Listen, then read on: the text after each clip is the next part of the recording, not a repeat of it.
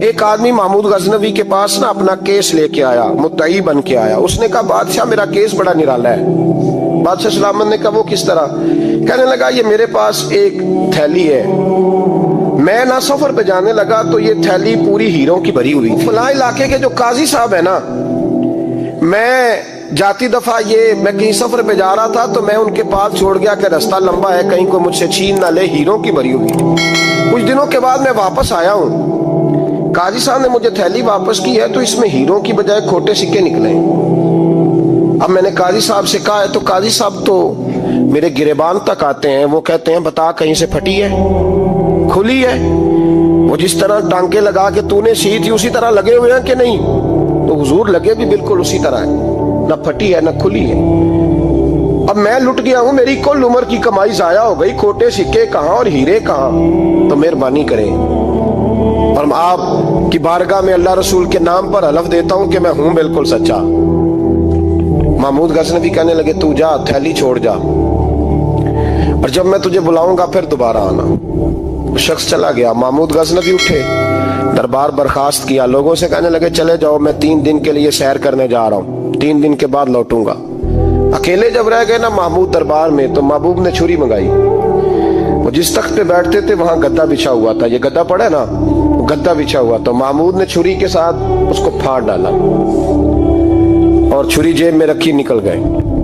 کہنے لگے میرے بعد کوئی میرے دربار والے احاطے میں داخل نہ ہو۔ محمود چلے گئے۔ اب وہ صفائی کرنے والا جب آیا نا، اس نے آ کے دیکھا تو گدا تو پھٹا ہوا ہے۔ اس نے شور ڈال دیا، پہرے دار بھی آ گئے، فلاں صاحب بھی آ گئے، فلاں صاحب۔ اس نے کہا او خدا کے بندو، اس کا گدا پھٹ گیا ہے، وہ تو مار ڈالے گا۔ اس نے کہا تھا سوائے صفائی اور نگرانی والے کے دوسرا آئے کوئی نہ، اور یہاں آیا بھی کوئی نہیں، پہلے دن ہی پھٹا ہوا تو لٹکا دے گا سب کو، کیا کریں؟ شور ہو گیا، سارے دربار کے ملازمین اکٹھے ہو گئے۔ ایک بندہ بولا، کہنے لگا فکر نہ کرو، میں کیسے بندے کو جانتا ہوں، اس طرح سیے گا کہ جس نے پھاڑا ہوگا اسے بھی پتہ نہیں چلے گا کہاں سے پھٹا تھا، ایسا بہترین رفو کرے گا کہ پتہ بھی۔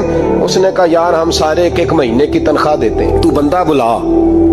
وہ بلا لیا اس کو، اس کا نام محمد رفوگر تھا۔ وہ آیا، اس کو گدا دکھایا، اس کا یار اس طرح سینہ پتہ نہ چلے۔ اس نے کہا فکر ہی نہ کرو، میں بڑا کاریگر ہوں۔ بڑے بڑے کاریگر لوگ نہیں ہمارے ملک میں پائے جاتے، کوئی نشان چھوڑتے ہیں پیچھے بڑے۔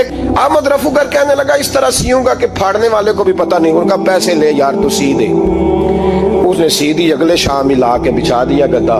تیسرے دن بادشاہ سلامت آئے، آ کے پہلی نظر گدے پہ ڈالی۔ اس نے بلایا سب ملازمین کو، کہا کس نے سیا ہے؟ کہا جناب کیا ہوا؟ کہا یہ پھٹا ہوا تھا۔ کس نے؟ کہا نہیں پھٹا ہی نہیں۔ وہ کہنے لگے بنو بات، میں خود پھاڑ کے گیا تھا، تو بتاؤ صحیح سیا کس نے ہے؟ کہا جناب آپ پھاڑ کے گئے تھے تو بتایا کیوں نہیں؟ فرمانے لگے اسی لیے تو بتایا نہیں تھا کہ تم خود تحقیق کر لو، بلاؤ بتاؤ سیا کس نے۔ تو بلا لیا، احمد رفوگر آ گیا۔ اس کو جب بلا کے سامنے بادشاہ کھڑا کیا، کہا بھئی تو نے سیا ہے؟ کہنے لگا حضور آپ کے سارے ملازم کٹھے ہو کے آئے تھے، میری غلطی کوئی نہیں۔ کہا نہیں یار تو بڑا کاریگر ہے، میں نے اپنے ہاتھ سے پھاڑا تھا پر مجھے بھی نہیں پتا چل رہا کہاں سے پھٹا تھا۔ اچھا یہ بتا یہ تھیلی جو ہے یہ بھی تو نے سی تھی؟ اس نے کہا جی آپ کے خادم کا ہی کارنامہ ہے، وہ فلانے علاقے کے قاضی صاحب آئے تھے، اس میں سے ہیرے نکال کے تو کھوٹے سکے بھرے تھے، تو مجھے بھی تھوڑا سا حصہ ملا تھا۔ محمود نے سارے گواہ بھی اکٹھے کر لیے، ثبوت بھی اکٹھے کر لیے۔ پھر قاضی کو بلایا، پہلے سارے ثبوت اور گواہ کیس حل کر لیا۔ پھر ہمارے ہاں یہ حال ہوتا ہے کہ مدعی 2-3 ہفتے کے بعد خود ہی ہاتھ باندھ جاتا ہے، کہنا تسی میری جان چھڈو، مجرم پھڑو پاوے نہ پڑھو۔ وہ کہتا ہے مجھے معافی دو، میں رہا۔ ظلم ہے نا، ظلم زیادتی ہے کہ جو بیچارہ اتنے سوال مجرم سے نہیں ہوتے جتنے مدعی سے ہوتے۔ آپ یقین کریں اتنے سوالات ہوتے۔ سارے ثبوت اکٹھے کر کے قاضی صاحب کو بلایا، تنہائی میں لے جا کے محمود غزنوی نے کہا قاضی صاحب آپ سے غلطی ہو گئی، غریب آدمی تھا، وہ لٹ گیا ہے، اس نے تو بڑی مشکل سے کچھ ہیرے جمع کیے تھے اور اس کی کل کائنات تھی، تو آپ اس کا مال اسے دے دیں، بات ختم۔ قاضی صاحب کہنے لگے آپ مجھ پہ الزام لگا رہے ہیں، سوال ہی نہیں پیدا ہوتا۔ آپ میری داڑھی دیکھیں، آپ میرا اعزاز دیکھیں، دنیا جانتی ہے میں اس تک۔ قاضی صاحب انسان بھول ہی جاتا ہے، بندہ بھول جاتا ہے، غلطی ہوگی، مال نے کہا نہیں سب کہا میں تنہائی میں پوچھ رہا ہوں، میں اس وقت پوچھ رہا ہوں جب دوسرا موجود کوئی نہیں، آج توبہ کر لے، میں کچھ نہیں کہوں گا، تو میری زبان پہ اعتبار کر، تجھے پتہ ہے میں جو کہتا ہوں اس پہ عمل بھی کرتا ہوں، باز آ جا۔ پر قاضی نے کہا نہیں میری غلطی کوئی نہیں، महमूद ने फिर भरे दरबार में बुला लिया। मजमा आम में मोहलत के दिनों में जो तौबा कर ले वो बच जाते हैं, लेकिन लोग रुस्वाइयों के दिनों में फिर वापस लौटते हैं अगला घर देख के, फिर हालात और तरह के हो चुके होते हैं। जब भरे दरबार में काजी को बुलाया, भाई तू मानता है कि नहीं? उसने कहा नहीं। तो कहा बुलाओ अहमद रफूगर को। जब अहमद रफूगर आया तो बूढ़े काजी की टांगे कांपने लगी, जुमले टूटने लगे, लफ्ज जमीन पर गिरने लगे, बात सही नहीं होती, जुबान लड़खड़ाने लगी। महमूद कहने लगे काजी मैंने तुझे कहा था वहां मान जा बात, अब भरे दरबार में बोल। तो जब काजी साहब की गर्दन खुद ब खुद झुक गई तो दुनिया समझ गई। कहा निकल जा मेरे दरबार से। महमूद बोले निकल जा, इतनी तुझे इज्जत दी, इतनी बड़ी तनख्वाह दी, काजी बनाया, और ये थोड़ी सी रकम के लिए, थोड़ी सी रकम के लिए तू बददियानत हो गया, चल चला जा, निकल।